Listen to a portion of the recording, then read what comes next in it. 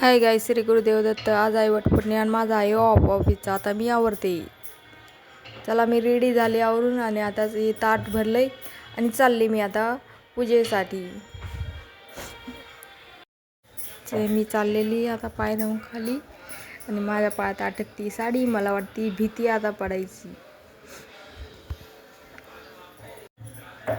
ही आहे माझी ताई. मी आणि माझी ताई चाललोय आता दोघी सोबत.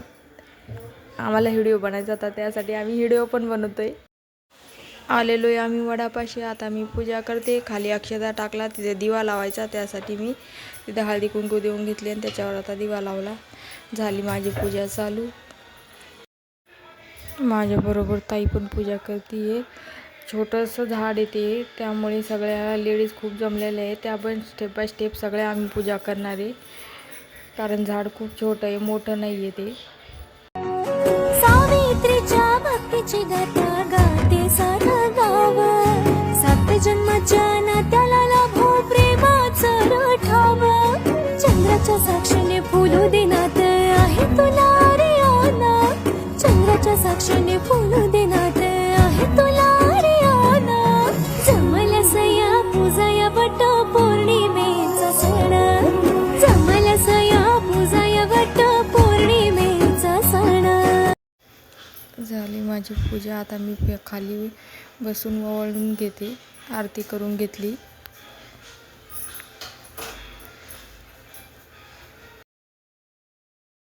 सगळ्या लेडीजची पूजा झाली. आता आम्ही सगळ्या एका साईडला बसलो हळदी कुंकू देण्यासाठी.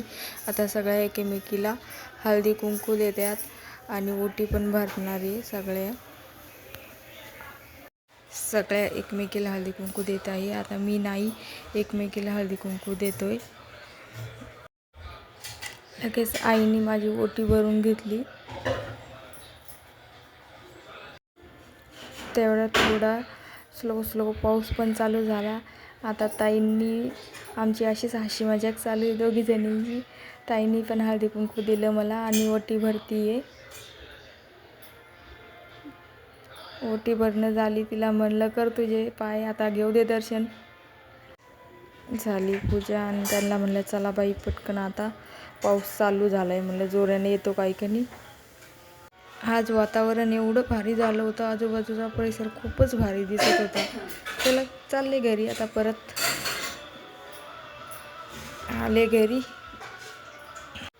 ॲक्च्युली मी कधी साडी घालत नाही, त्यामुळे साडीनं मला काही चालता येत नाही. घरी आल्याच्या नंतर थोडा आराम केला ना, त्या चालले बाजारात. आले बाजारात. बाजार खूप भरलेला आहे गच्च. हा कुठला बाजार आहे? हा आहे करमाडचा बाजार. आले आता मी घरी बाजारातून. भज्याचं पीठ काढून घेतलं. आता भजे बनवते.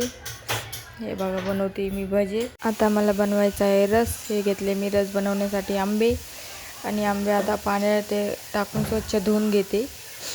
हे टाकले मी पाण्यात आंबे आणि आता स्वच्छ धुते एकदा. हे बघा झाला रस रेडी. आता ऑलमोस्ट माझा सगळा स्वयंपाक आवरला. आता भेटू नेक्स्ट ब्लॉगमध्ये. Bye bye.